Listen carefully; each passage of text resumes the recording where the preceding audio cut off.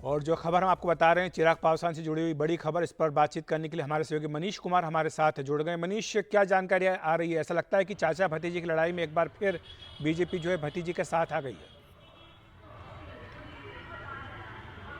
देखिए, बीजेपी अगर भतीजे चिराग पासवान के साथ आई है तो उसके पीछे बीजेपी का यही आकलन है कि जो लोक जनशक्ति पार्टी यानी कि रामविलास पासवान का जो आधारभूत 6% पासवान वोट है वो चिराग पासवान के साथ है।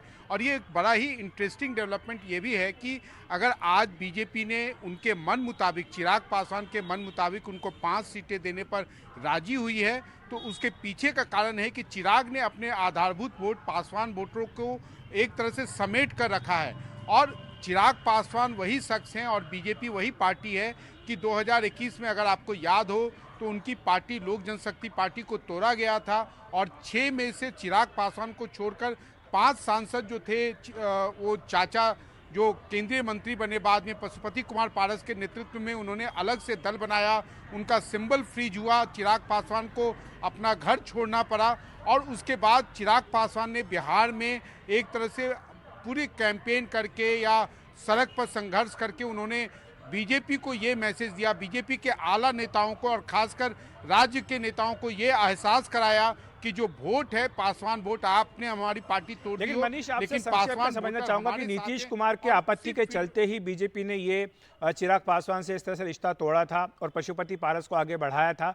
तो अब जबकि नीतीश कुमार फिर से बीजेपी के साथ है तो क्या नीतीश और चिराग की दूरियां मिट गई हैं?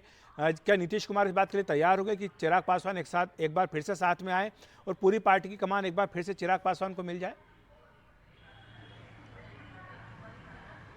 देखिए, नीतीश कुमार आज की तारीख में किसी भी दल को, खासकर आज की बीजेपी को, अपने टर्म्स डिक्टेट करने के पोजीशन में नहीं है। लेकिन साथ ही साथ ये भी सच्चाई है कि नीतीश कुमार के बीजेपी के साथ आने के बाद बीजेपी को अगर चिराग पासवान का साथ मिल जाता है तो बिहार में जो 2019 का परिणाम आया था उसे रिपीट करने में भी उन्हें कोई दिक्कत नहीं आएगी।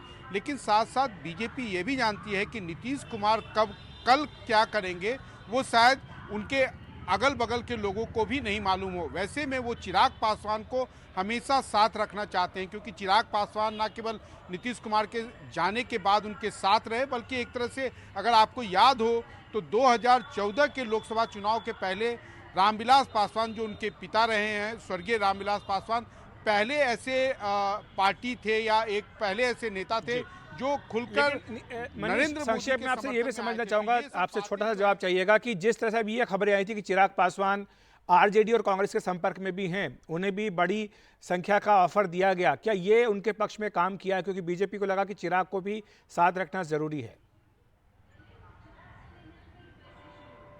देखिए, निश्चित रूप से चिराग पासवान बिहार की राजनीति में एक ऐसे खिलाड़ी रहे हैं कि जिनको हर दल अपने साथ रखना चाहता है। निश्चित रूप से बीजेपी को ये इस बात का आकलन था कि अगर उन्होंने मन मुताबिक सीटें नहीं दी तो वो आरजेडी के साथ जा सकते हैं क्योंकि चिराग थोड़े जिद्दी भी हैं। लेकिन सब ये मानकर चल रहे थे कि कम से कम लोकसभा चुनाव में चिराग पासवान बीजेपी का साथ नहीं छोड़ेंगे। लेकिन साथ ही एक ये भी सच्चाई है कि जब से नीतीश कुमार बीजेपी के साथ आए हैं, चिराग पासवान एनडीए के एकमात्र एलाई हैं जिन्होंने आज तक उनको कॉलोन नहीं किया। यानी कि कॉलोन जब आप करते हैं राजनीति में तो आप एक बुके लेके जाके उनके घर पर मिलते हैं। तो नीतीश कुमार और चिराग पासवान के बीच में तल्खी आज भी कायम है। लेकिन इसके बीच में बीजेपी को लगता है कि चिराग एक ऐसे राजनीतिक एलाई हैं जिनका साथ नहीं छोड़ा जाए, इसलिए उनकी बातों को माना गया है। जी अखिलेश, शुक्रिया मनीष आपका इस तमाम जानकारी के लिए।